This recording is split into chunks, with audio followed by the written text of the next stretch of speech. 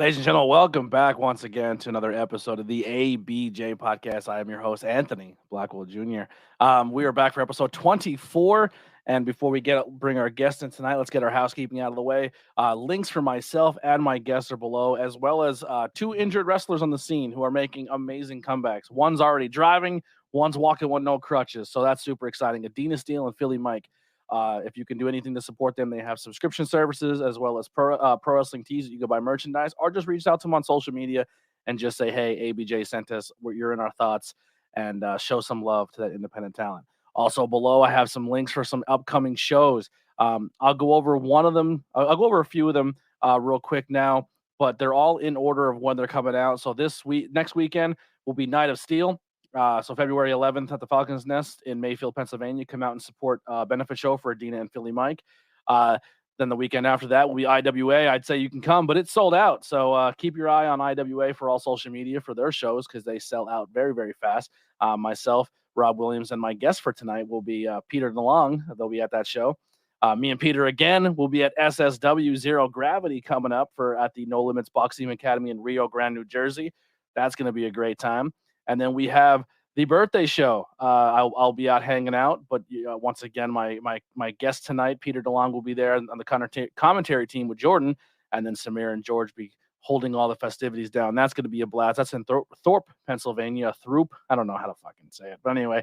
And then after that, you know, when you need a VJ and you can't find one, you find an ABJ, and that's going to be the starting of the Spring Break 93 breakdown in Philly. So come out and get your tickets for High Tension Wrestling. Very excited to be part of that brand again and doing cool things. I have no idea what I'm doing, but we'll figure it out and we'll have a good time.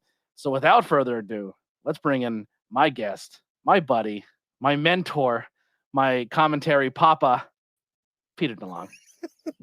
You like that? What an introduction. Yo, it's finally happening, Blackwell. It's finally this podcast has happened 14 times in the front seat of two cars because the beautiful thing about us is we don't shut the fuck up. Yeah. Even when we should. Even when we definitely should, we do not. There's only one time I remember where we got in the car and we looked at each other and we're like, we're not talking. Just put music on. I'm sleeping. Actually, twice. It happened twice. It's going to happen again. Yeah.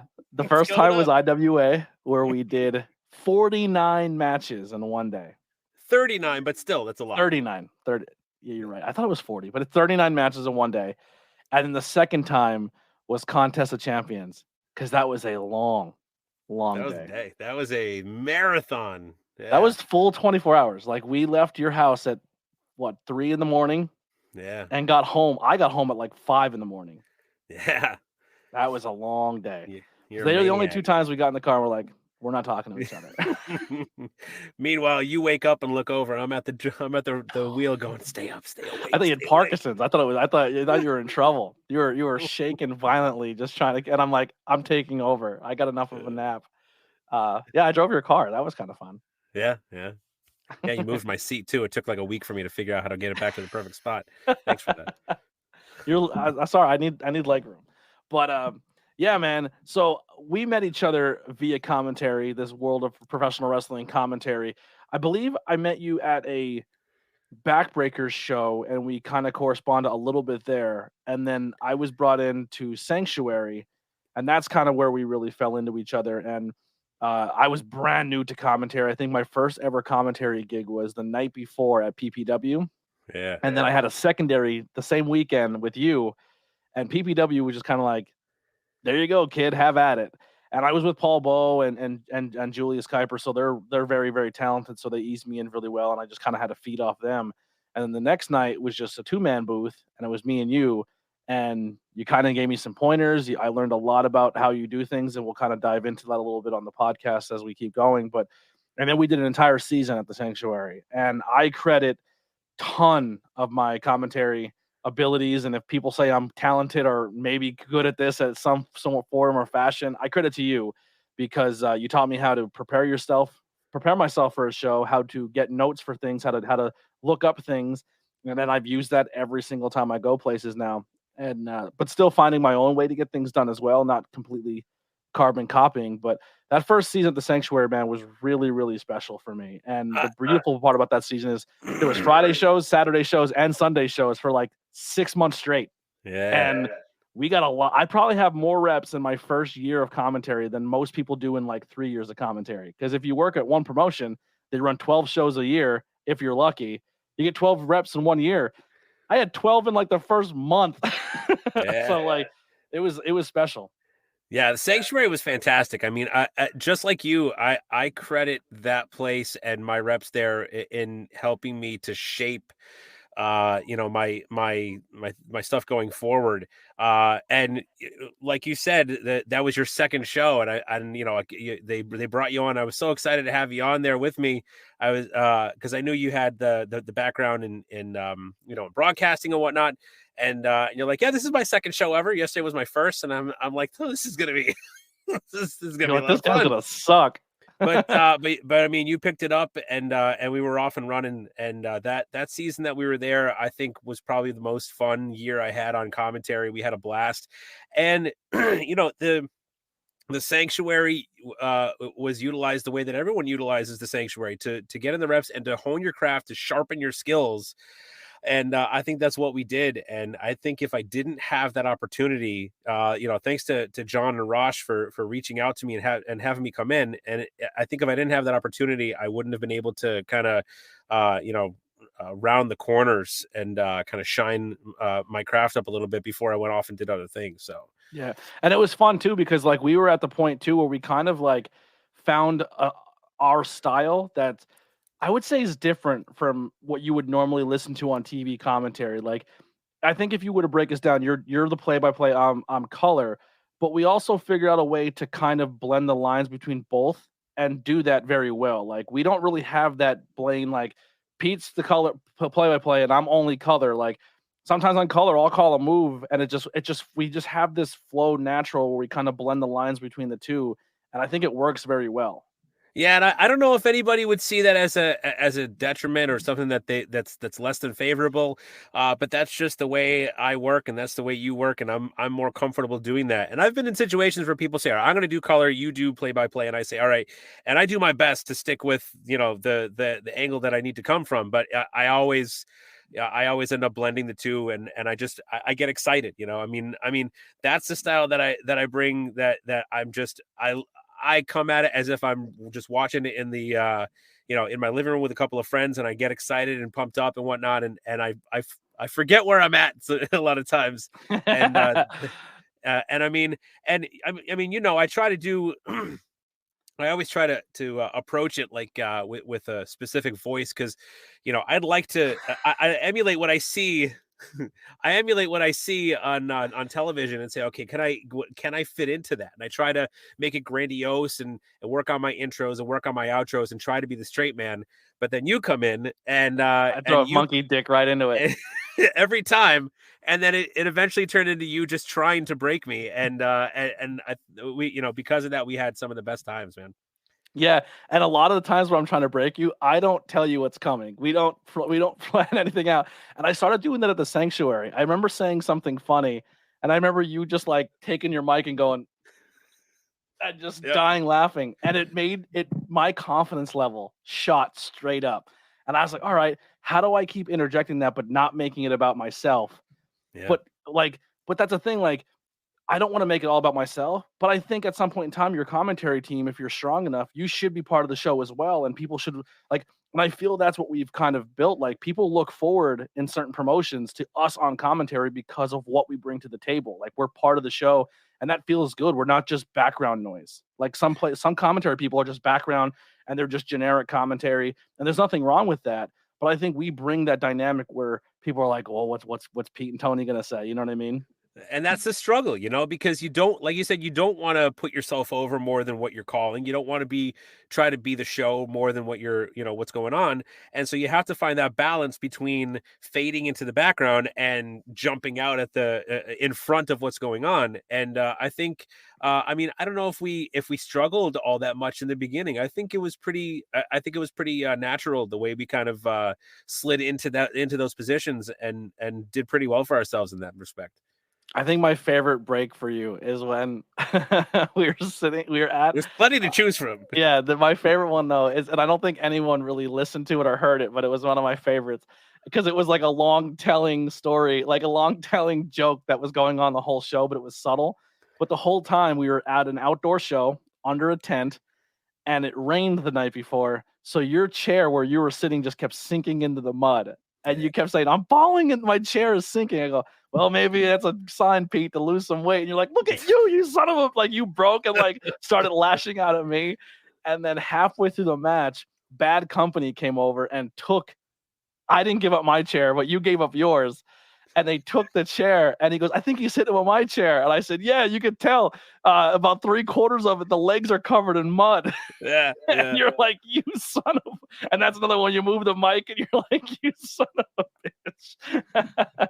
But it's fun. And like, and I like the Sanctuary too, like we kind of experimented with the heel face, and then like, hey, this show I'm gonna do play-by-play and you do color, and like we would just because like, not saying no one listened to the Sanctuary, but we were kind of rebringing that Sanctuary commentary back into the fold anyway, and we were just experimenting and getting better and taking it to that place, and it was awesome, man. I don't know, and I love how it carried on, and essentially we're like becoming Jersey's commentary team everywhere we go. It's nuts to think about. Saying all the stuff with Sanctuary, I just want to just one more time, a big thanks to John Trotsky for getting us in there and allowing us to do that, because we would go to John and say, hey, listen, what do you think about this? How do you how do you feel about us doing this or do it? And he says, just go, just do it. I trust you guys. And we would look at each other and go, all right, I guess we're doing this. And look at this scumbag. Thank you. Stretch real quick. That Ricky Price is going to be fantastic. This is going to be his breakout year, man. I'm telling you. I would never support him in any form or fashion, like wearing his T-shirt or anything. Yeah, but like John Trotsky really gave us an opportunity to shine and spread our wings, and I'll be eternally grateful for that. And the following, then the season ended, and then the next season came up, and I said, man, I don't know if I'm going to be able to swing this, because my Sunday bookings were coming up, and then I was getting booked a lot more, and the time home with the family was becoming more and more precious, and Sundays were like, oh man. And then I found out that you and Brian were doing it, you and BP Burke, and I said, all right, I'm good now. And then I heard you guys on there, and I said that's their place now, man. You and Burke, you and BP Burke really took over that place and did it right, and you're doing spectacularly. And I hope that the two of you are going to come back for the next season, because you've just been doing really, really well. I appreciate that. Yeah, and I just right before this, I watched Prince Ahmed just posted like a compilation video, and the end was him being crowned at the Sanctuary, and the narrative was you describing what, like, you're calling like what's going on, and Ahmed, his ancestors looking down and proud, and it was just I forgot about how good that was, and you just knocked it out of the park in that moment. It was really good. And that was the cool thing too, is like a lot of talent would just kind of trust us to be like, hey, this is kind of what I'm going for, roll with it. And then like Ahmed was one who really said, like, between you and Pete and Brian, like you guys are putting more into my character than I ever thought of. Like he's like, I kind of thought I was doing that with my submission game, but the way you describe it and how I pinpoint something and like using the Assassin's Creed references and stuff like that. He goes, I never thought of that for my character. And then having talent are naming moves. We named moves last year. Like we gave people new moves for their finisher because they don't tell us, or like, we're naming it tonight. Yeah. But he would say like, I don't know, come up with something. And then the following week I would actually look up, I remember Googling Egyptian torture and looking up like historical stuff and finding that some pharaoh, I forget his name now, and I had it written down, but I guess he was a very cruel pharaoh, and he was known for like mutilating people. And he actually took a city in where he was and put a wall around it and put all the people that he mutilated into this city. So this one city was known for all its inhabitants were people that were disfigured and injured and by this guy. And so I said, I gotta work that in. And so I somehow worked it in that he wants to reopen the walls of whatever the name of the city was or whatever. Yeah. And it got my creative juices going.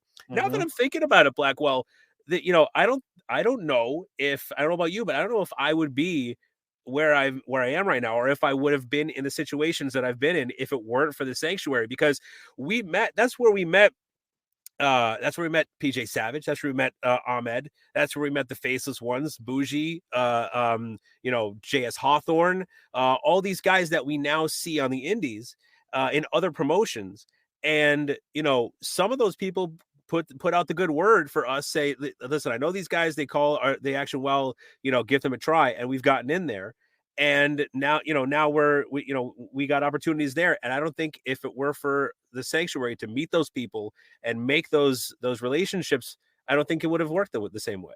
Yeah, no, absolutely. And going back to the BP, there was a lot of times we went to the sanctuary and somebody else would come in, and I kind of got shit for this. I'll talk a little bit. I just found out about this a couple weeks ago, but there was moments where we were at shows and people would be like, hey, Chosky would be like, I want to bring this person in and have them try out on commentary. And there'd be times where I was like, well, at first I would be like frustrated because it'd be like, man, I can't, it's hard to develop a flow. And then once I got to the point of the sanctuary, I was like, yo, I'm here all the time. I'm getting 4 weeks or like 3 or 4 reps a week. And then somebody would come in. I'd be like, dude, just take the whole show and work with Pete, because it helped me so much. So I would step away from commentary completely and put Brian in there, put Maestro in there. Who was the guy that used to roll up with Jack Manley? Jack Manley. And I was like, dude, just stay in there. And they're like, well, don't you want to rep? I said, I'm here all the time. This is 20 minutes from me. This is not a far drive. I'm not traveling as far as you guys are. And I really honored your work and what you did for me and how comfortable you made me feel as a commentary person. So I was like, dude, just take the reps and do it. Like, take the whole show. Because if I come in and do a match and then put you in and then you do a match and then I take you out and then we rotate, you don't develop a flow in a show. And that's a disservice to a commentary person. Mm-hmm. So if like just a pointer to commentary out there, or people who are out there running promotions, stop making commentary a spot where you just stick somebody because you have nothing else for them to do. And don't have them do the 1 or 2 match thing if they're trying to make this a thing, because it's hard to develop a flow. Just give somebody a full show, just like, you know what I mean? Like, let them work. And I know one of Ace Austin's boys came in and sat with me for a couple shows. He did really well. I can't remember his name. He actually had a cool name. I forget what it was though. Mm-hmm. But I ended up enjoying. Like at first, it kind of made me nervous, but I ended up enjoying that because it helped me to kind of like stretch my muscles there and kind of like say, okay, let's try this. Let's try something different. Being able to adapt in a different situation. And over the last 2 years, I'm sure you've learned just as much as I have that indie wrestling, you need to learn how to adapt to changing scenarios all the time. And be able to switch off to be able to work with different people and whatnot, because things change at a moment's notice. And I think that got me more comfortable with it. And at the same time, it got us more comfortable, got us more creative, because when Jack Manley would come in, he was involved in the storylines with the Walker clan and whatnot. And because of that, we decided to try and figure out ways to bring him in, reasons for him being there, reasons for sense. One of us stepping out, so we would come up with a little story. So it got us to do things for us. There was even a storyline going on with the commentary team, and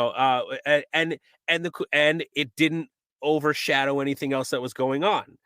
So it was a way to get us more creative with what we were doing and work on the fly and change at a moment's notice.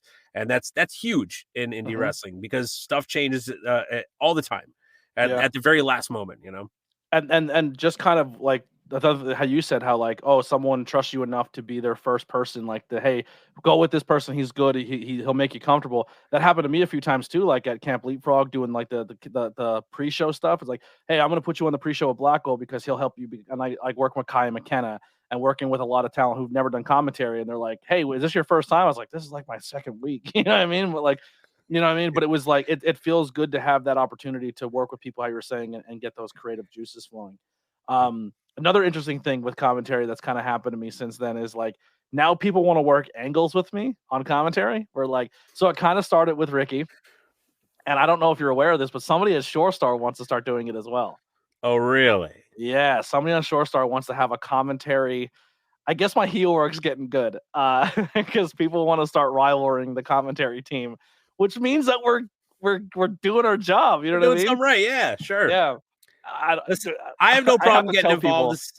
I have no problem getting involved. Like, I'm sorry, we're a little delay. So I have to keep telling people like after the show, like, hey, I actually don't hate you. Because like I had to do it with John at Pro Wrestling After Dark, like because you were like, man, you crushed him. I was like, and after the show, like, John, I love you. You know that, right? Like, if I'm gonna play this heel character, which I told myself and I told you, I'm like, I'm never gonna be a character. I'm just gonna be me. But like, I am kind of a smart ass, so I just use that to my advantage, you know? Yeah, I mean, in wrestling, you know, wrestlers always say your character is you turn up to 11, and that can definitely go for commentators as well, you know. But Yeah. now I forgot what I was going to say before when I I'm started sorry, I cutting fucked you you off. up. That's okay. It'll come to me like an hour after we're done. And Well, I was talking about people wanted to work with commentary from the ringside. Oh yeah. I have no problem with getting involved as long as it doesn't take away from a spot from from the show and whatnot.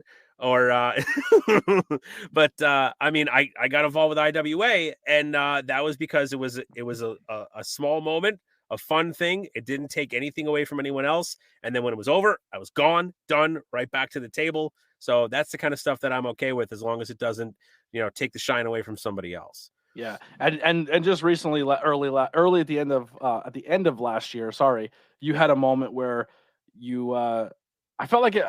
I don't know if you probably did because you're in the same mindset as me, but you're humble and not super outputting when it comes to it. But you were chosen by someone to host a commentary seminar, and not only did you get a chance to host a commentary seminar where you're teaching other people how to be commentary people, but you got to do it with New Japan commentator, former backstage interviewer of ROH and WWE, Kevin Kelly.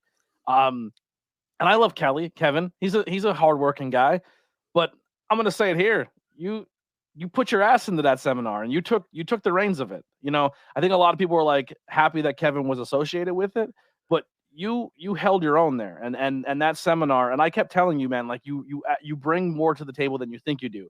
Kevin's going to tell them how to be TV ready, but you're going to teach these commentators how to get ready on the independent scene. Because on TV, all the characters are set in stone. All the characters' character work is figured out by somebody else. They're giving you books and pamphlets of everything to do. You don't get that luxury of commentary and independent scene. You got to do that yourself. Yeah. I mean, I am super uncomfortable with any level of praise. So even it when Chad came to me and came with the idea, I could probably go back in my messages and find out, but it was something like, are you sure I'm qualified for this? Like, I don't think I am. And he assured me you wrote that seminar training me at Sanctuary. yeah, pretty much. I mean, he said absolutely, and I kicked some ideas back and forth. He really just said, let's do a seminar, and left it up to me, and I came up with how we could the format of it, and I came up with the idea of everybody's there for Kevin Kelly, but Kevin Kelly's going to be there to tell you how to get noticed and hired by the big companies. But you got to get to there first. You got to get your reps. You got to get good enough to be noticed. So in order to get to that level where Kevin's going to tell you what to do next. So I felt that the seminar was going to be good to have me say, all right, here from start until, getting notoriety and getting reps and getting known in the commentary and getting good. And then, Kevin jumps in and says, once you're good, here's what you do next to get noticed by the, to look as valuable as possible to the big guys. And it worked out perfectly. And I was so weirded out that day because I was like, I want to be part of it because like people know I'm a commentary guy and I don't want to seem like a big shot. Just like, I don't fucking need that. I ain't doing it. And then I kind of went to like you and you're like, I don't know. Like, I don't like, you're kind of like, I don't like everything you're going to learn is everything. Like you'll be fine. And then I kind of went to Kevin and I was like, Kevin, do you think I should do this? And Kevin's like, I heard your commentary. And the other guy that's going to like, there's nothing I'm going to teach you that you're not already doing. And the other guy that's going to teach you, you work with 4 times every week, or 4 times a month. I think you can sit this one out. Just go over to the table and help AXW recruit. And I was just like, you got it. All right. That's a good vote of confidence right there. But yeah. But it was great working with him. I mean, it was a dream come true. I've listened to Kevin Kelly's voice for a long time and whatnot, and it was just cool to be right next to him and coming up to him and say, all right, what do you want to do? And then talking, like having a conversation about how we want to work everything out, and just it was a really cool experience. And I feel like I learned that I have skills that I didn't know I had before, because once the seminar was done, we had to go over. We coincided with the super camp. So once the wrestlers were done with their warm up, and Anthony Green did a spectacular job of with the warm up seminar and whatnot and the drills. Once he was done with that, then it was into, okay, everybody get in line, sign up here, and we're going to have matches. Everybody gets a match. There was almost 200 people there. Everybody got a match. So I'm there with 10 really good commentators, really good broadcasters. Some of them were managers, some of them were announcers, most of them were commentators, but they were all willing to jump on the mic. And I said, all right, let's make this happen. 2 guys at a time, a third headset. So me and Kevin Kelly are gonna start trading off with the headsets, listening, and then once the match is over, have them stand up. 2 more people sit down, and whoever wasn't the third person, me or Kevin, now he switches. Meanwhile, I'm going to tell these guys what I thought of what they did while Kevin Kelly's listening to the next one. That was the plan. Kevin Kelly's a busy man. He knows a lot of people. A lot of people want to talk to him. A lot of people want to, say, hey, come here, I need you to take care of something. And that's when like the names started showing up, and Kevin was going to see his friends and right. So Kevin Kelly kept being pulled away to no fault of his own. And so I was there and saying, and at the same time, I realized that the managers, they're sure they want to get on commentary for a match. Cool. But that's not their thing. That's their managers. So I said, all right, there's a line of wrestlers getting ready to go in. I need to find someone. Right. I need to find some wrestlers who are going to say, hey, do you mind if these managers come down and do their thing with you? You won't even, it won't even change anything with you. They just want to go out and do their manager thing. No problem. So but in the meantime, you got a couple of guys calling matches and looking around going, Kevin Kelly's talking to somebody. Pete's walking around over there. This is for nothing. What are we doing? So finally I get them hooked up, and, thankfully we got like 80 matches to go. So I come back over and I sit down, and Kevin Kelly came back a few times, and he was able to jump in and give some feedback. But I would say 75% of it was me listening, jumping up. I hope I get good enough one day that I could run a commentary seminar maybe one day. Giving feedback and then jumping back in and listening to the next 2. And at first I was like, because I'm not good at giving critiques. I'm not good at saying, okay, here's what you did wrong. But eventually I decided, okay, I got to jump in this. And I was able to identify stuff that I knew, that the mistakes that I used to make. That's what clicked, because someone, I forget exactly what it was, but somebody made a mistake that I used to make all the time. And I said, oh, I know how to fix this. And so I pulled them aside and said, what's that? Do you remember what my mistake used to be? What's that? I used to call it a spot during a match on commentary. No industry terms, asshole. Yeah, I used to use industry terms because I was a fan who became a commentary guy, so I didn't know how to change that. Yeah, he's going for the spot, and I remember someone like, "Yo, stop calling a fucking spot." And I'm like, "Oh, my bad." Oh man, but yeah. So I eventually got my confidence, and I felt better about coaching, and I feel like I helped some people out. And one guy in particular, I gave a critique to, and the next time he went in, he listened, he tried it out, and it was better. And I pulled him aside, and I was like, "That's fantastic! You applied the thing that, and that gave me a little bit of confidence in this coaching ability that I didn't know I had." And then we went like 50 more matches, and we got into a flow. I made sure that everybody, paired up with different people. Everyone was eventually paired up with everyone else. There was a couple guys that spoke Spanish. So I had them, speak Spanish together on commentary. Then I had one speak awesome. Spanish and one, I remember David Estacado and Mark Roberts. David spoke Spanish while Mark Roberts did not. And Kevin Kelly said, you speak Spanish and you speak English. And they just went, and it was hilarious. Because I would do that in a heart. You know how much fun I would have as a heel commentary with a Spanish guy next to me? Exactly. And Estacado played it up like he could speak English, but he's choosing not to, and he's having a fun time confusing the other guy. And Mark Roberts played it off as well, trying to play into it, but then go back to it and play like kind of like the goofy, straight man. And we had a lot of fun. And by the time, in the beginning, it was stressful and, this is like a test. And at the end, it was like, let's have some fun, guys. Let's have a good time. I got to do a translation thing one time. Do you remember my translation commentary bit? No, I don't. Oh, as soon as I say it, you're going to know what I'm talking about. So we had a commentary person join our table at SSW. And I translated for him. And he never said a word the whole time. You sure did. You sure did. And the entire time, he's trying to play a psychopath murderer, and he's He's trying. He said, dude, I almost bit a hole in my lip trying not to laugh. Charlie Bonifer. So Charlie Bonifer sat next to me, and you kept trying to ask him questions, and he would just look at you and turn back. And I what he meant to say, Pete, was great. You apparently speak fluent serial killer. So yeah. I watched the Dahmer documentary. I was up on it, and he was wearing Dahmer glasses too the whole time. He was, yes. Oh man, but that was a great time, man. The Contest of Champions is a dream come true. We had a lot of fun. I called the show with Kevin Kelly and Ron Nemi.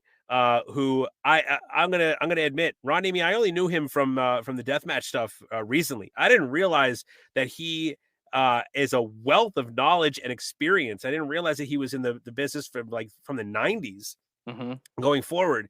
And just at certain points, he and Kevin Kelly, because apparently they worked together before in Florida, I believe they said, and the two of them were just exchanging anecdotes during the matches, and I just sat back and listened because I was learning about his wrestling history by just listening to these guys. So this was another great opportunity that I would have never had if I hadn't found my way to where I am and just sit and experience with these guys. And I picked up a lot of pointers. Kevin Kelly taught me a lot. Ron was a lot of fun. I hope I get to work with Ron Nemi again at some point. But what an experience that was. Do you ever because now you're telling me the story, you're telling me things they said on commentary. Do you ever watch commentary on TV or listen to it and be like, oh, I would have said this here because I thought it would have been a thing to add? Do you do that? I go, that's not what it's called, dude. Stop calling it that, or call it this. Yeah. Don't say what a maneuver. Call it this. No, I wouldn't. Not even like that. Just something like how you were saying how they were exchanging pleasantries on commentary. Like if I was there, I'm like, yo, you guys need a room? Do you guys, you know what I mean? Maybe if I heard it on a different broadcast that I wasn't on, I would have felt differently about it. But being directly in the mix there and experiencing it right then and there, I felt differently about it. But who knows? I mean, Kevin kind of was ribbing me or shooting on me a little bit at Icons, because our table, we were at a table and he was at the table next to me. So I'm trying to do my thing and I'm already uncomfortable. And I'm like, hey, everybody, do you want a free sticker for my podcast? And Kevin's like, ignore that table. Come to my table. Who cares about their stupid podcast? He's brutal, man. He did to me 3 or 4 times. And I was like, all right. And I was like, fuck it. And I just started laying into him. And then I'm like, are you going to go to Kevin Kelly's table? What's your favorite Kevin Kelly moment? And there's I'm like, don't worry. I'll wait. Just messing with him.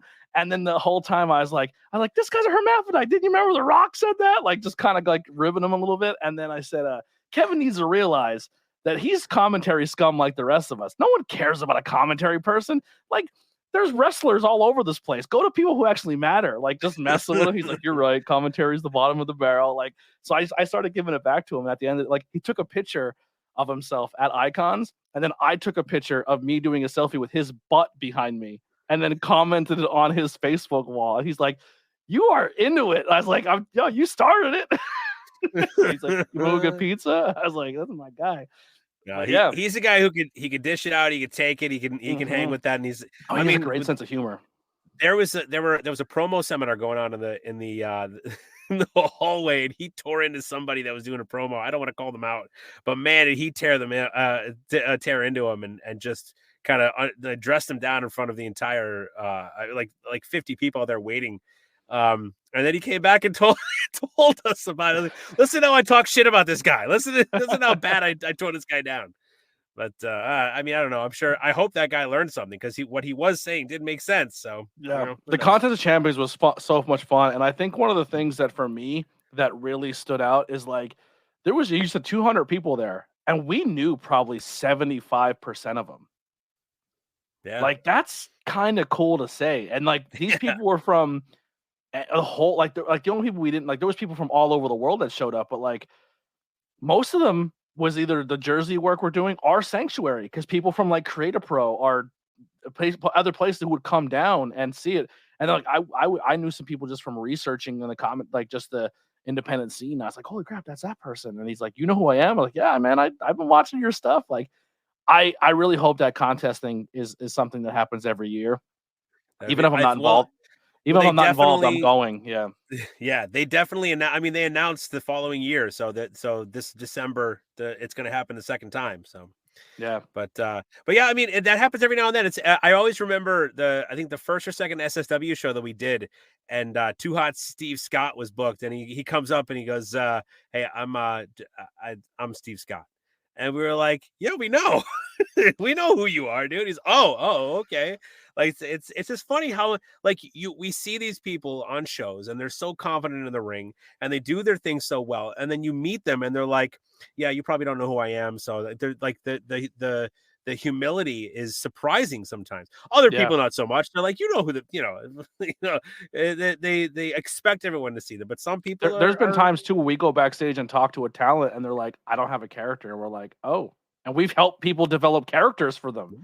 Yeah, like that's happened too. Like it's kind of cool that like we kind of are heard at some point, and that goes to the promotion, like putting faith in us and saying like, hey, go to these guys. They at least know what they're talking about. But yeah, man, this past year, working with you and BP for the most part has just been an absolute blast, man. Pro Wrestling After Dark, IWA has been fun. Shore Star is an absolute blast. Love going there.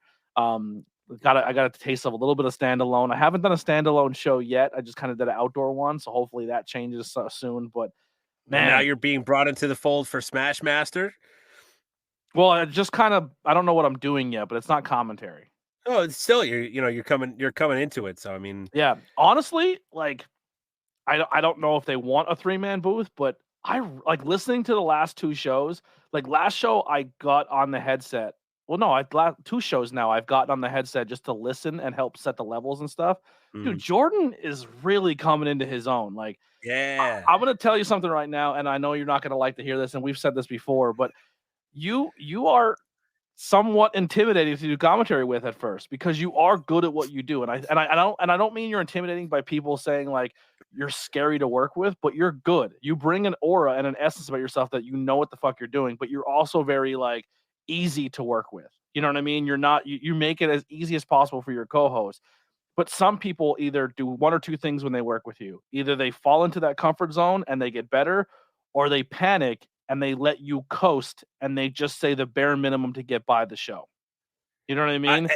We've had this conversation before, and the concept is gnarly to me because I can't see myself in that way. I've heard you do commentary with other people, and some people float and some people swim. And Jordan has been a swimmer. He's what's cool about Jordan is we used to do commentary together for Backbreakers Entertainment. Mm-hmm. And he was brought in because he knew some of the people in there. He was local. So Brad and I, Brad DeMeo, half of the Diamond City War Machines, who I credit as the guy who trained me in commentary. I heard Brad's amazing. I have never got to work with Brad on commentary. I heard he's really good. He's really good. He's so much fun. Again, comfortable, welcoming. When I started working for Grand Slam Wrestling, I was working as Glad Bad. I was still wrestling, and my friends ran Grand Slam Wrestling, and they realized Pete sucks as a wrestler. But let's bring he can talk a little bit. I don't know. They're right. They were right. But he can talk a little bit. So let's bring him into the commentary. And Brad brought me under his wing.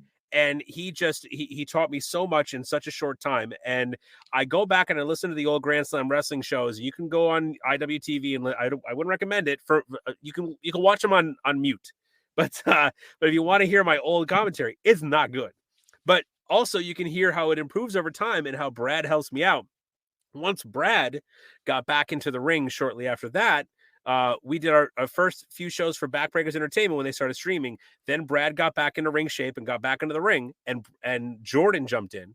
And Jordan, he knows most of the people there. He's part of the Pop Cannon podcast, the channel.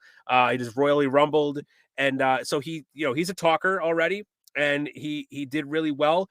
But he struggled a little bit because Backbreakers had a show every 5, 6, 7 months.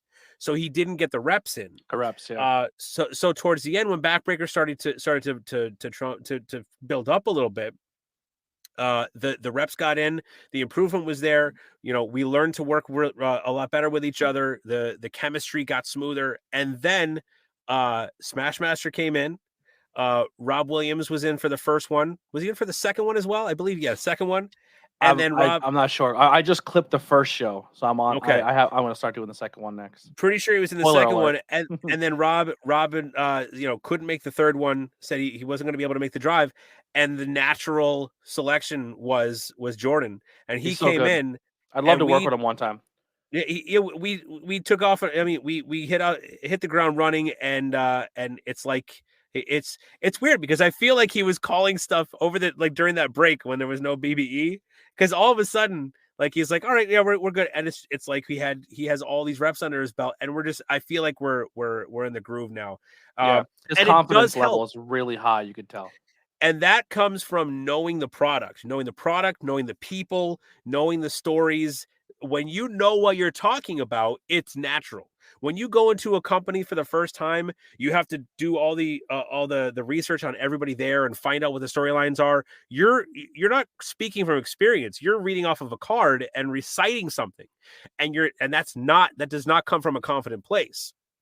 But once you get comfortable with those stories, with those people, with the places, then it just comes off naturally, and the quality just skyrockets from there. Yeah, absolutely. I do have more questions, and we are hitting the 45-minute mark. This is probably going to go a little longer than normal. I'm a talker. Yeah. But who are some people on the independent scene that when you see them on the card, or when you're going to work at a promotion and they're a regular, who are just some talent you really like to call their matches? Oh man. All right. So we already talked about Prince Ahmed. And he's high on the list. Very high on the list. Absolutely. Just because he's so creative of, like, he starts the match and hits the knee and then focuses on the knee every single move he does. And you're like, I didn't even think that was a real move. How did you do that? You know what I mean? Yeah. Like, he's very high on the list. And it takes a lot of effort on our part to get creative with calling his stuff, because a lot of it is completely unorthodox. Is not a word that even begins to describe his style. He comes up with things. Sometimes he comes up with things on the fly. I remember one time at Sanctuary, you and I were calling him, and he did this. I mean, he twisted somebody up in a way that we've never seen before, and we were just dumbfounded. And we talked to him later, and he said, "Yeah, I just came up with that on the fly. I was doing something. I said, oh, wait a minute, what if I grab this and then twist this?" And so you can't prepare. You can't take notes for this guy. You got to call him on the fly, and that's what makes him so exciting, because if you do it well, it feels so good to be able to keep up with Prince Ahmed, and that's one of the things. That's one of the sources of joy and fulfillment that come from commentary, is when you have great respect for somebody, and you're calling their action, and you're able to keep up with them, and you're able to, if you feel that you're able to contribute to what you're seeing and what the viewer is seeing, and you're able to enhance it. That's a great feeling. And Prince Ahmed gives every time he's out there, he supplies that opportunity to feel that, and I love it. Mike, what happens a lot for another one that happens a lot for us on commentary is when that moment happens where you're like, one of us say something that just, like, was so perfect, and you just look at each other and you just do the fist bump on that happens so much to us. Like, after a match happens, we're like, and we'll be right back, we're sitting at ringside, we just look at each other and go, we fucking killed that shit. Yeah, feels good, man. It feels good. Does. When those guys are in the ring and they do something crazy and the crowd goes wild, dude. I mean, some of these guys are so talented, and they get those pops every time you come out. We got to pop ourselves. I'll stand up on commentary. If people have ever seen me on commentary, I'll take my mic off its stand, and if something happens, and I'm not trying, like, I guess a lot of people are like, oh, you're kind of like trying to be the Pat McAfee, but you can even attest for this. I was doing a lot of that before Pat McAfee was on TV. You know what I mean? Like, that was the energy I was bringing. But I love the fact that Pat McAfee's doing it on TV, because it's letting doors open for people like me to be unorthodox on commentary and be unapologetically be me. But let me stop you there, because it's not unorthodox. Maybe compared to the industry standard, but it's not that's pure. That is that's his natural reaction. And I love it. I love to see somebody saying, you know what, I'm going to be me, and I'm going to let it happen, and I'm going to enjoy this. And I try to emulate that. Sometimes I find myself holding back, and other times you make that one noise. Oh, I can't even replicate. You make a noise. I don't know what it is. You do like a squeal almost.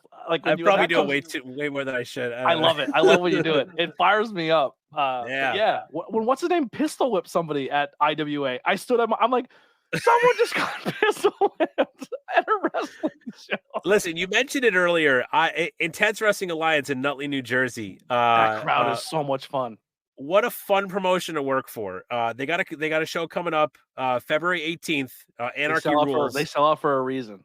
They sell out every time, and they started selling out when I got hired on commentary. So I don't know if that's connected. Who knows? It's total speculation. Anyway, it's just so much fun because the crowd is so rowdy, and they get behind their favorites, and they want to murder their least favorites, and they're not shy about showing it, and it's just fantastic. I was gonna break out.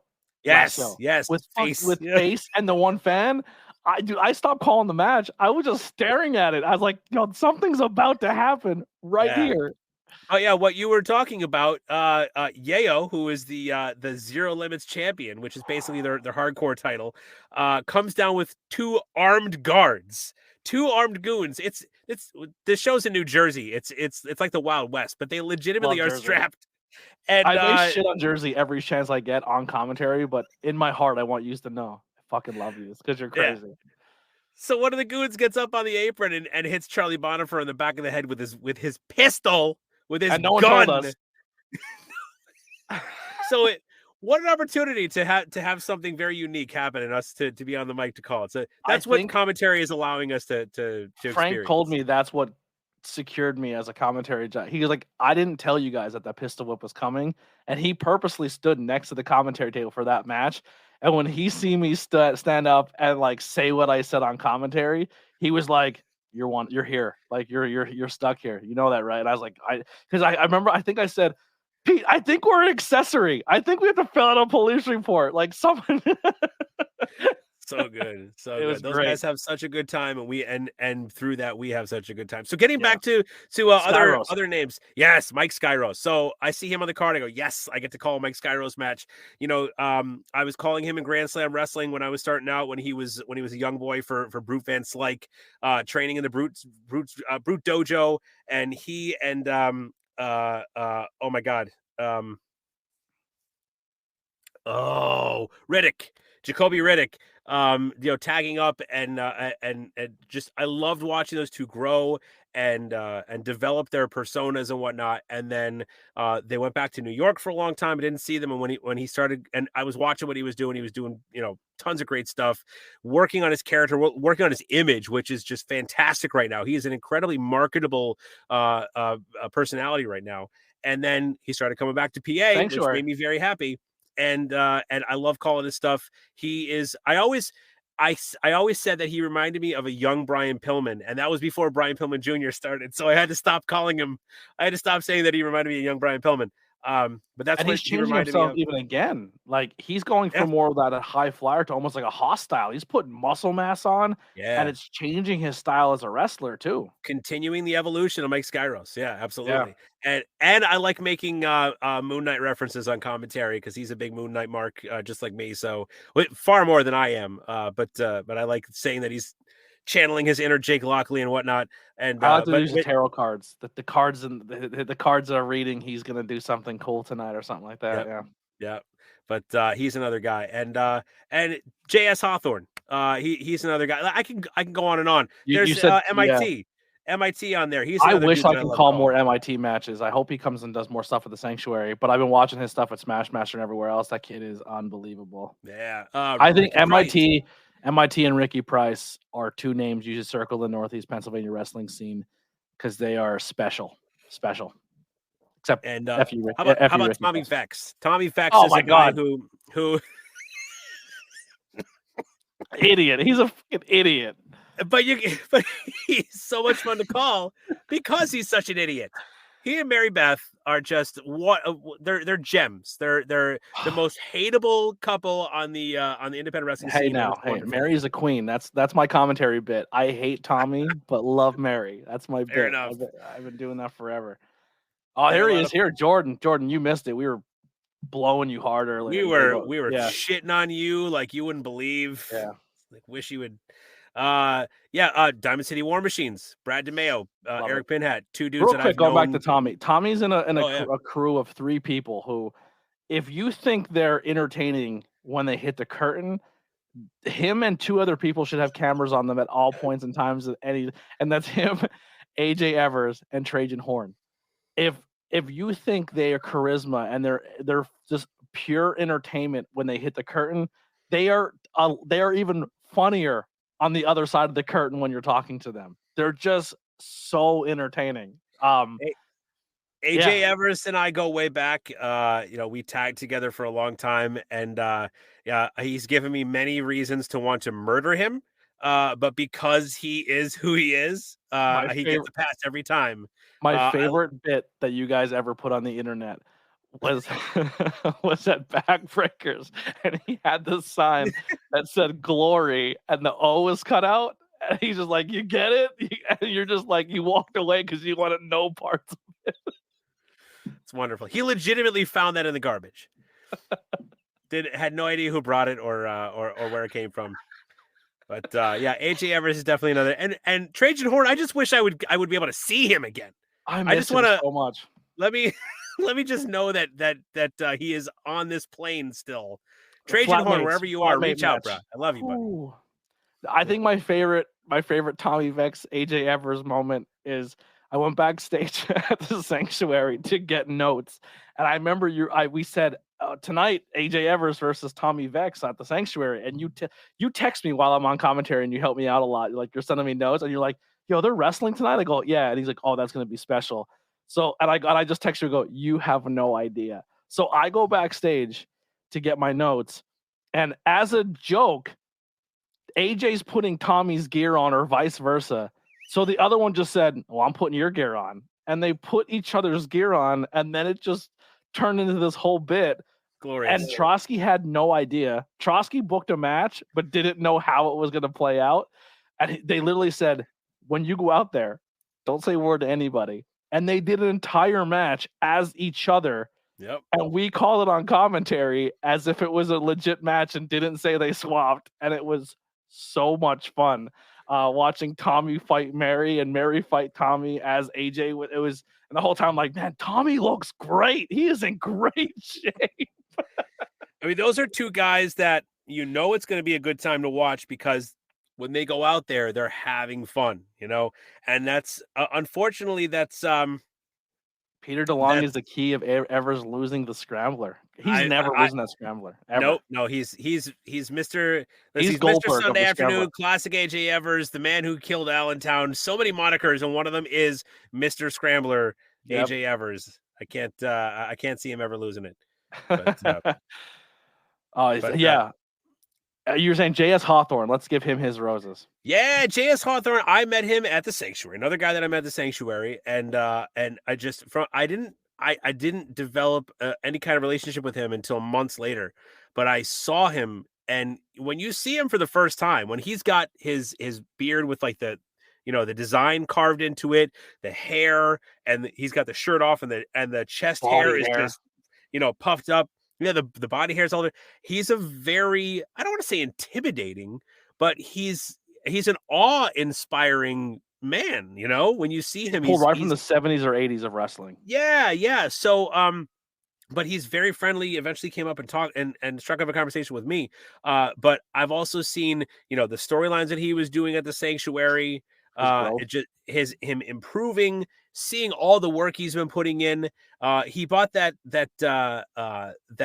ambulance and decided to travel with it, and just went he traveled 1,000 miles just on a whim. He's like, I think I'll go down and see what shows I can get on. And he really jumped in and just took every opportunity that he could and grew from it, and developed relationships because of it.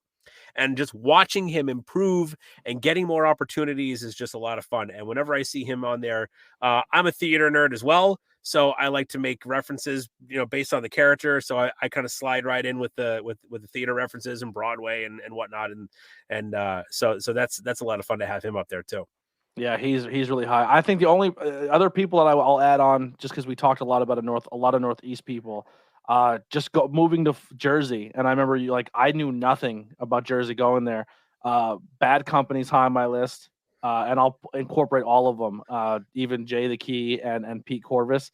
First time I seen Pete Corvus, I nudged you. I was like, "This is my new favorite wrestler." Like, yes, I was like, "This guy, yeah. I was like, this guy is awesome." Bonifer's up there, and I have not yet to see Bonifer wrestle not hurt. He's been hurt most of the time when we watched him.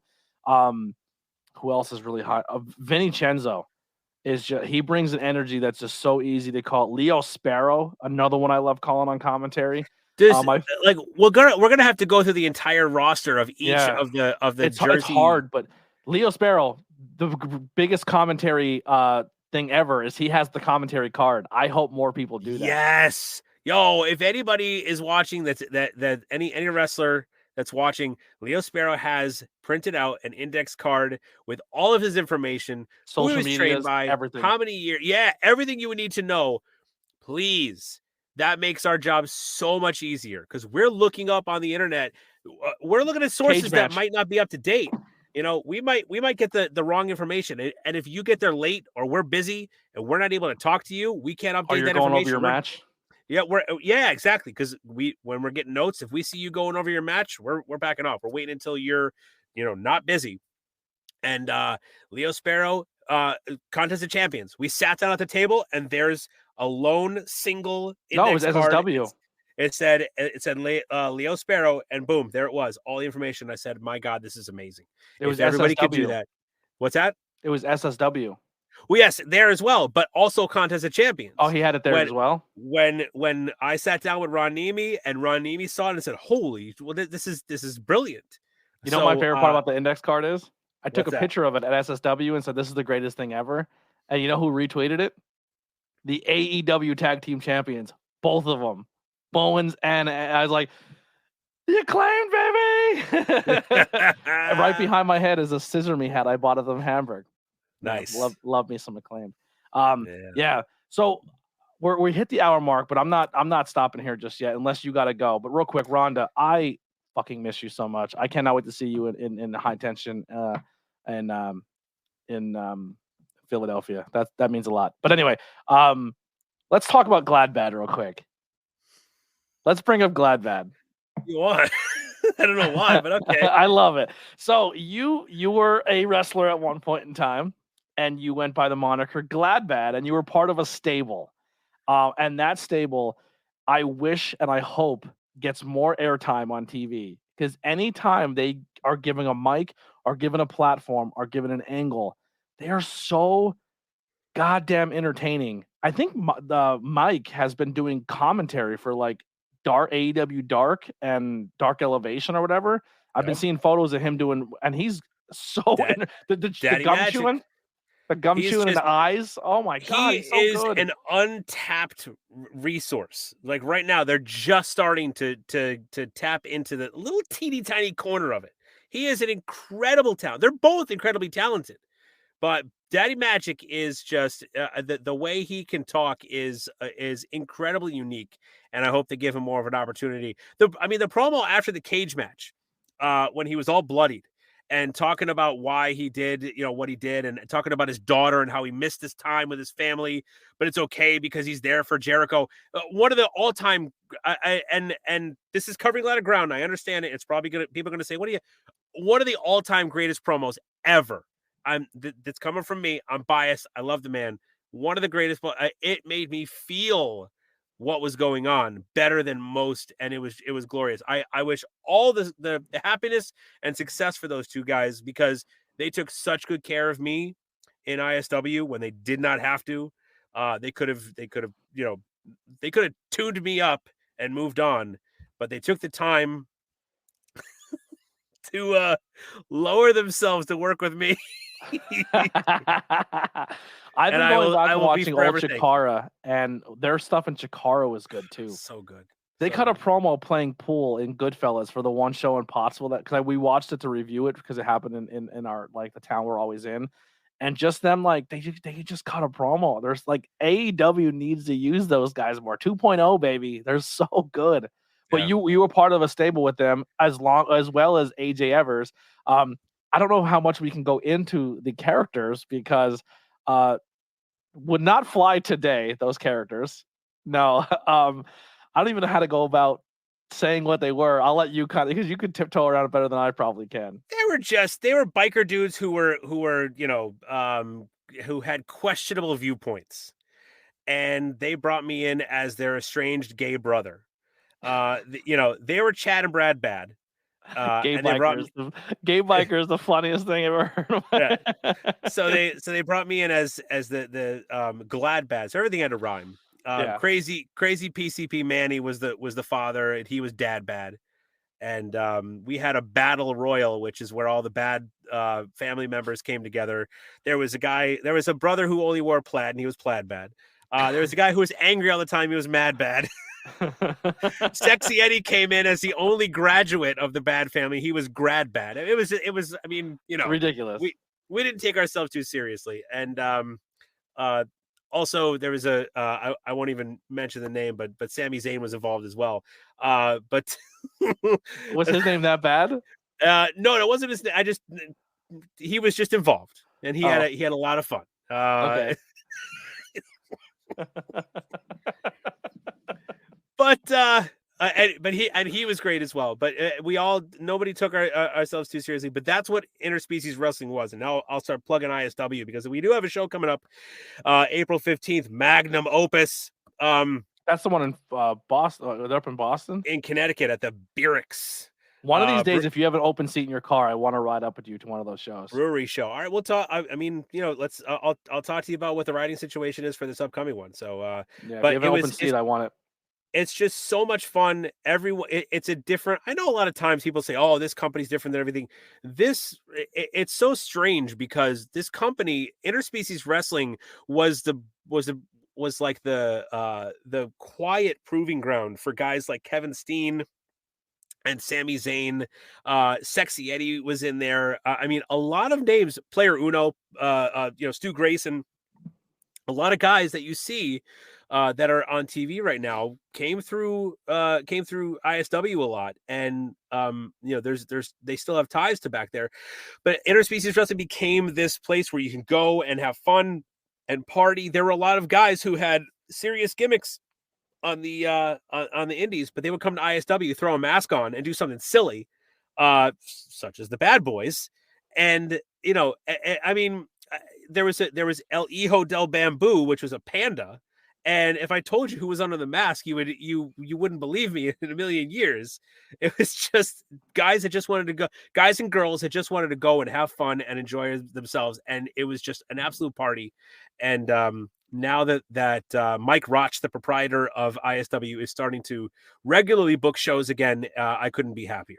Yeah, everything about that promotion you ever told me, it just sounds like an absolute blast.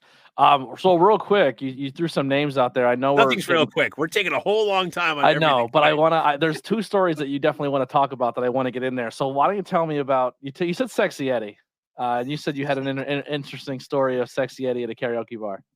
My favorite story of wrestling ever. I did a show in Montreal, Quebec, and it was my first maybe second time in Canada for ISW, and we just had a blast. And afterward, I brought my wife with me. We didn't have kids at this point. She came with me, and she had a blast as well. Everybody was super cool to her. That's another thing, that everyone is just so welcoming. It's hard to get into that group, but when you're a part of that group, everyone is just, everyone takes care of each other. Everyone's so my wife was accepted right away. And after the show, we went to a random bar in Quebec, and I had Canadian Budweiser, which is apparently a completely different beer. Still stronger, right? Because they can have higher stronger. ABVs. Yeah, slightly stronger. Still tasted terrible, but I drank it because stronger headache. Yes.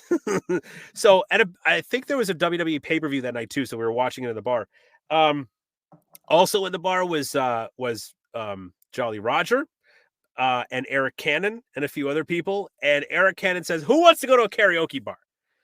And I go, I look at the clock, and I'm like, man, it's midnight, and we're in another country, and we got a long drive tomorrow. And I'm like, I don't know, man. And my wife pulls me aside, and she goes, when Eric Cannon asks you to go, when Eric Cannon asks you to go to a karaoke bar at midnight in Quebec, you go to a fucking karaoke bar in midnight in Quebec. Yeah. So I said, you know what, you're right.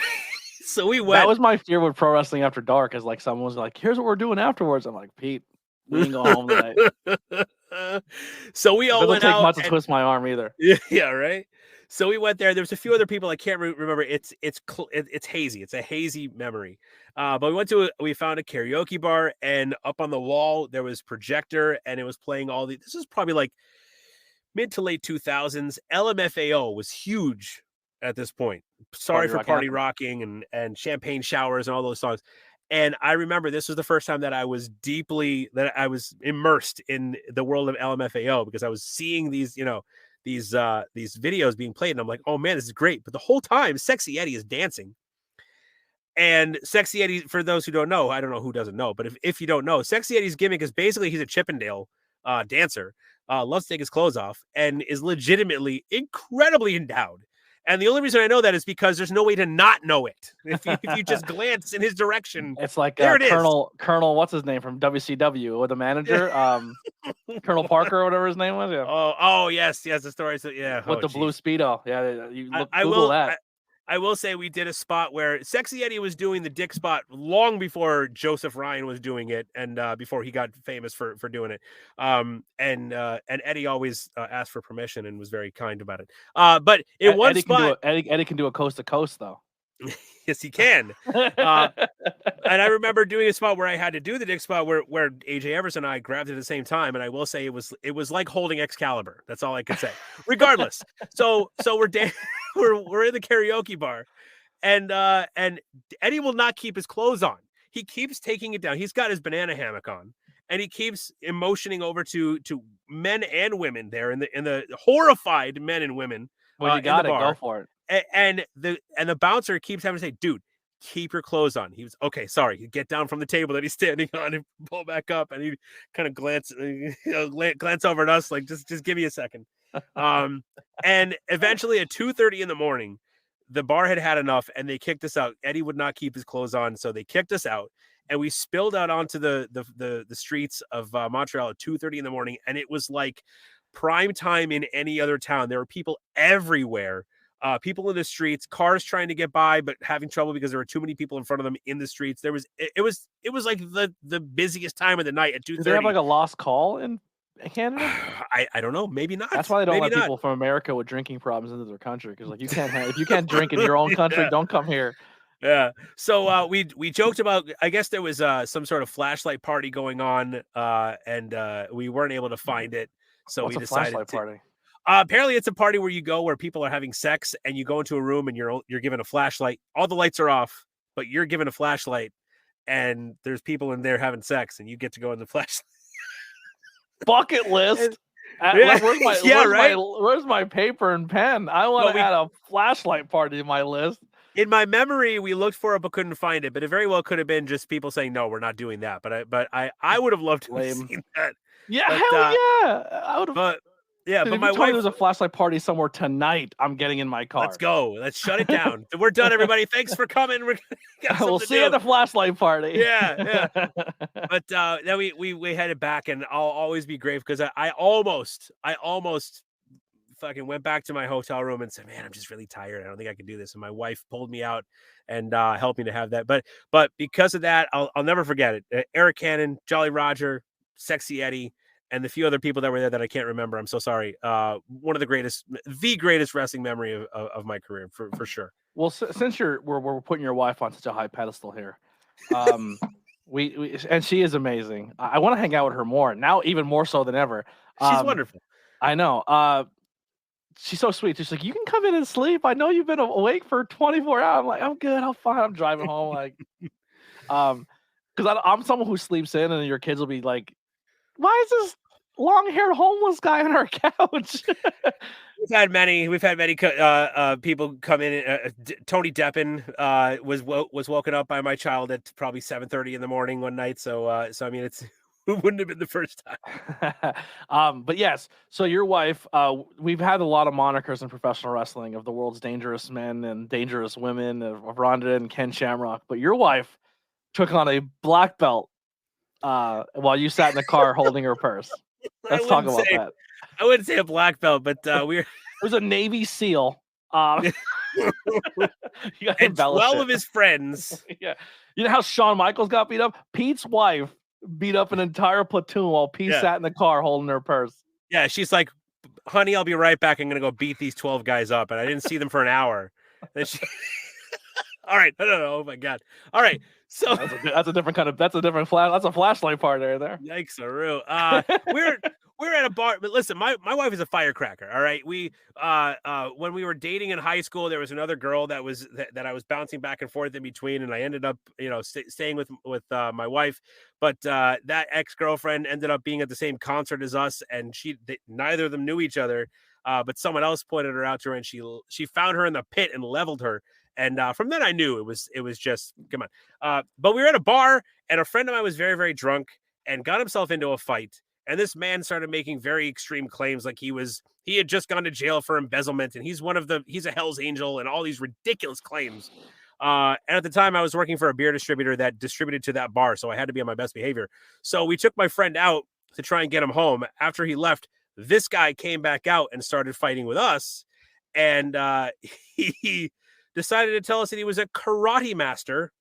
And at that point, we all realized that he was, it was just a matter of time before he was going to fall flat on his face. So I had my keys in my hand. I said, listen, buddy, let's just get back. And he pushed me and my hand went down and I dropped my keys. And when I went down, as I'm picking up my keys, I hear you, don't you fucking touch him. And I look up and he is tumbling backwards. My wife just jumped on him.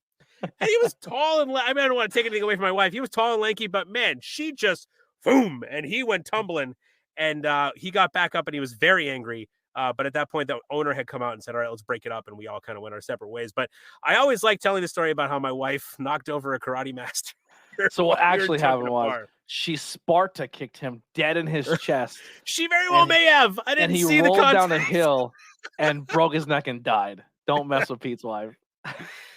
She's pretty incredible. She stopped me from getting a regrettable tattoo when I was in my late teens, early 20s. So for that, I'll tell you off air. This seems like on-air story right here. She was down to go to a karaoke bar, drunk in Canada, and then a flashlight party, and then beat up a karate master. I would have let you get the tattoo unless it was that bad. Listen. To this day, I still love the Insane Clown Posse. All right. I like listening to Great Malenko every now and then, but I was going to get a very large back. I was going to get a very large back tattoo of the Joker's cards. And she talked me out of it. Good call. She came to college. When I went to college, she came to my dorm room, got me high and played me Abbey Road. And the rest was history. And from then on, I said, this is the one for me. I owe her eternally Can we add something to our bucket list? What's that? I want to do commentary with you at a Juggalo festival. Listen, I would love it. Love it. All right. Every time I see God, what's the Juggalo Fest called? What is it? We're not getting booked if we don't know the name of it. The Gathering of the Juggalos. Thank you. Gathering of the Juggalos. I would love to just be, every time I see footage, I'm like, I would love to be there. Those people look like a lot of fun. Dude, I go to a place, I'm like, oh, they're going to do weird things over here? I want to go. I need a story to tell. Everyone looks at me and goes, dude, how do you have so many stories? And I say, because I put myself in situations to become in those stories. If you would have heard the story I just told Pete before this podcast aired, you would shit your pants. Listen, I've seen the Insane Clown Posse more than once. I've painted my face a bunch of times. I saw them at Woodstock. And at Woodstock, there were people that were painting their face. There was no running water at Woodstock, all right? And people were painting their face. I like ICP, not as much as those people, right? Yeah. But I would love to. Sure, I would love to go and take part in that. So besides that, what are some other places? We'll close with this. Speaking things into existence. What are some other promotions you would like to work for? Dip your toe into, even if it's just a one-off. Just go in there and work with certain people or a certain promotion. Gosh. I mean, the obvious ones are there. I mean, I would love to work for GCW. I would love to work for MLW. I tried GCW. I tried so hard. I showed up. I showed at every. I almost showed up at every single one, but my car broke down, and I kind of think that maybe he thinks I gave up because I went 3 times and he kind of like didn't give me a shot 3 times. But then the 4th time, like my car broke down, but I showed up at every settlement series. I tried my best to say if it was a settlement series match, I tried. I don't know. I think maybe it's more like he has people coming up to him at every moment of every day saying, "Hey, can I get on that show?" And anyone who shows the slightest bit of interest in getting on the show, he immediately just shuts down, probably because of PTSD, of just being harassed at all times. I think he was tested because I was the only one there who asked, and people were putting me over of like, "Uh-oh, please tell me my computer just didn't freeze." I see you. You're good. My screen's black. Can you still hear me? Yeah, I can hear you. I can see you. You're handsome as ever.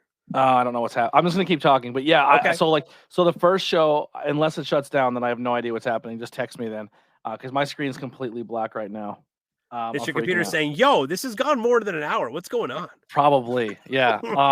My biggest fear is that it just corrupts and I lose this whole interview. I'll cry. Yeah. So I went and I just kept, and people were putting me over. And then the one show, he moved commentary down to the floor, and he went on commentary and he just kept looking over at me, like watching him do commentary, like he was cucking me. And I was just doing, and I still just became that fan and had a good time. Like, no, I totally get that. He had he has people all the time asking stuff like that. So, dude, I think it's frozen. I think I'm fucked. Well, I see you and I hear you just fine. And the clock counter is fine. I think your screen just crapped out, dude. I think you just can't see. No, it's frozen. It's completely frozen. I don't know. I don't know how to end the interview. Now you're frozen. Now you're frozen on the audio. Folks, thank you so much for joining us on the ABJ podcast. My name is Pete. Oh, wait, you're back. You're back. Oh. Now I can't hear you. Oh, that scared me. There you are. Okay. All right. Yeah. Yeah. So that GCW is on my list. This didn't happen with anybody else's interview. All right. I want a do-over. I want another 2 hours next week. Dude, I'll talk to you all the time. You know that. Yeah. So GCW is on there for me. House of Glory is on that list too. I would love to work House of Glory, but here's the thing: like, I'm at the point now where I want to work these promotions, but if I'm not working with like certain people, I don't want to do it. Like, you know what I mean? Like, if I got an opportunity to GCW, like that'd be fun. But I'd have way more fun doing it with you or Brian or like Noah or Jordan. Like, you know what I mean? Like, I kind of like my crews. You know what I mean? Like, I've worked with other people and they're fine, but they're just like, I feel like we have good chemistry. I feel like I'm good at what I do and I can stand on my own. But I think as a package deal, as a team, I think we bring something so much different. You know what I mean? Yeah. And I mean, you can go back, if you go back on, check out Short Star Wrestling on YouTube. I just discovered that we have a YouTube page, by the way. Blackwell. I have it linked in my thing nice. below. Excellent. If you go back, and IWA. ABJ and I were in there from the very beginning, from the very first show. So we were into the ground level. We were able to we were booked before the talent was. Yeah. And we were able to witness the stories unfold and see the talent come in and realize the vision. And this is from what I understand, I guess the market in the Wildwood area in Rio Grande, there was not wrestling for a long, long time. And people were looking to do something with it. And so we came in, there was great response. We built something there. I think it organically happened. People are putting work in to make this happen. And you and I being in there from the beginning, I think is really something really special because we're able to say that we were there from the ground level. I wish I could do more, but we don't live by it. It's hard for us to tell people in Northeast Pennsylvania to drive 3 hours to the Jersey Shore to watch a wrestling show. Yeah, we're kind of on the outside. The only thing we could do is just here talk about it. Yeah, exactly. So or drive traffic to the YouTube page or the IWTV page. So folks, check out Shore Star Wrestling. It's a really great group of people doing some really great stuff, and it's at the No Limits Boxing Academy, which is a boxing academy that it benefits the community. It keeps kids off the streets, teaches them a feeling of community, helps them with life skills. Great group of people there as well. And it's a pleasure to work for that company. You know how good this building is? Pete lost his wallet. And someone in this building found it and mailed it to Pete. And everything was still inside of it. Every single dollar. I was devastated. He thought everything. Everything in the wallet. When we drove an hour away until when I realized that I lost it. So there's no going back. And the thing is, he thought he lost it, but we stopped at like 4 gas stations to try to find a bathroom. So it was in and out of the car, and we didn't know if he dropped it between there And it was a nightmare. But somebody at the No Limits Academy in Rio Grande found this wallet and mailed it back to him. And Some it was sweet angel. yeah. Everything intact. And I hope we find who that person was at the next show. I What if it hope was a hot mom? I actually have. I've been procrastinating, so I haven't done it. But I have a package. I have a care package going off to that person because I have their return address. They didn't put their name on the return address, but I do have their return address, so I'm going to be sending something them to as a thank you. But yeah, Jersey's cool, man. You know, Jersey's tough to get to. Jersey's got drama. I can't wait for Shore Star to do it during the peak season of the Jersey Shore hours, where like we can get outside tourists to do it, and possibly hint, maybe there's a show that might be happening on the boardwalk. Yeah, that would be fantastic. Fingers crossed, man. You know, one of those, like you said before, one of those bucket list things. Yeah, I did. Only because you and Jordan couldn't make it a show, I did commentary in a grocery store parking lot at the last Backbreaker show, the last one. and Jordan can make it. They just didn't call him. Yeah, that would have been a cool opportunity to do me, Jordan, and Brian. And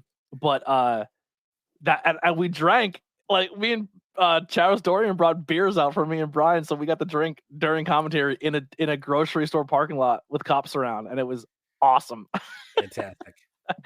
Drinking and commentary is really fun. I don't recommend it for everybody, but if you can handle your booze, it's a great time. One of the reasons that interspecies wrestling is fun, especially at having it in breweries, and you know, when a promotion allows you to just have maybe one, maybe two as you're drinking or as you're calling, that's a lot of fun too. You know. Yeah. Pro Wrestling After Dark. We drank a couple there. Another promotion I worked for that they don't book me anymore. We had a couple beers at that show. You know, $40 is a lot of money. But anyway, we'll close out there. Pete, thank you so much for everything, brother. I know we had other topics we want to talk about, but this is not over. I'm gonna have you on again, and we're gonna do stuff. I do have other content coming where we're gonna do like movie reviews and music reviews, and that's another thing we talk about a lot is music. You've turned me on to a lot of cool bands and a lot of cool things. Man, what a blast! I love you to death, man. When anyone tells me that they enjoy my commentary, I literally say I'm shit without Pete DeLonge. Like you, dude, you made me who I am as a commentary person. You helped me become who I am, but also honed in on letting me become who I want to be on commentary and making that good instead of like everyone wants to be the next. Every ring announcer wants to be the next Howard Finkel. Every commentary guy wants to be the next insert name here. But you know a way to help people focus on what they want to be and make them good in that aspect. And you're fucking talented, and I know you don't like to get that praise, but you're the GOAT, man. I appreciate that, and I am incredibly uncomfortable right now. So thank you. I know. Yeah. Well, that's kind of what I like to do too. I like to make you uncomfortable. That's honestly the main reason why I like being a heel is with you, because I say things that you're like, oh my, if I can make you cringe, I've done my job. And I think Standalone's the first show I went for it. Like I fully went for it at Standalone. There was a few shows I remember on commentary I said something heelish, and you're like, "Oh, really?" And I'm like, "I'm trying something out." Like I said it on commentary, and then I remember we were doing the Standalone show, and you're doing a video, and you're like, "Hey, we're here at Standalone Shore at the park in whatever we're at," and I go, "Turn the camera." I said, "You know what's the best part about being in Jersey?" I said, "We're the best looking guys here." I said, "Turn the camera around and show these mongoloids." And you're like, "Oh my God." You said, "Show them these mutants." Oh, these mutants. That's what I said, mutants. I don't remember what I said. But yeah, mutants. And you're just like, "Oh," and you turn the camera and you're like, "I'm sorry, honey, if I die." And I was like, "Yo, we're on to something." Like we were good before. Yeah. And I was like, I think if I can figure this heel thing out. And then we've been off to the races, man. Listen, all I want to do is show professional independent wrestling that commentary and broadcast teams should be by the standard should be quality. Quality broadcast teams shouldn't be an added bonus. It should be the standard. It should be what's expected. It shouldn't be just some random person going in there and sitting on comment saying, "Who is this guy? I don't know anything about this guy." Well, there. Like Booker T on NXT. Let's raise the standard of broadcasters here. You know, we want to improve your product and bring value to your product. Let us do it. Let us do that and recognize that we're doing that. You know, when you're announcing talents, announce your broadcast. Give the broadcast team a graphic. Yeah, absolutely. Let people know what's going on. When you upload to IWTV, you have the match listings on the bottom. Put commentary team, whoever's on there. You know, when you're releasing a match or a show on YouTube, do the same there. You know, give us the same credit and allow us to to raise the value of your product, because we're telling your story. And if we're doing it well, we deserve to be in there with everybody else. I totally agree. And listen, even if you want myself or Pete or both of us for commentary, and maybe you're too far away, maybe you're like, hey, our promotions in the is overseas in the UK, or we're in Australia, or we're somewhere in the world, me and Pete have the technology to do commentary in remote and send it back to you. Our doors are open for commentary jobs, even if we cannot make it to your promotion. Hit us up. We're down. That's kind of bucket list for both of us. If we can be heard internationally commentary, we're down to do it, and we'll work together and we'll get it done, and it'll sound amazing. You know, that's right. I've got plenty of my own post production stuff that's done right here in this studio that I built, that my wife and I built with our bare hands. Check out ETWA, Eastern Townships Wrestling Association in Vermont. I do commentary for them. They have a lot of great stuff on there. Sonny DeFarge is their champion, and of course, Top Rope Promotions in Massachusetts. I do commentary for them as well. Right now, Channing Thomas is their champion. Joel, plenty of talent there. Little Mean Kathleen always there. A couple of great promotions that I do work for. Check them out on YouTube and whatnot. And what you hear there, Blackwell and I can definitely reproduce for you as well. Yes. If you want to check out the shows that we're a part of, the links are below for SSW. You could buy your tickets. You could buy tickets to High Tension Wrestling. You could buy the tickets to Smash Master Wrestling, High Ground Wrestling. All those tickets are below that you can check us out this month.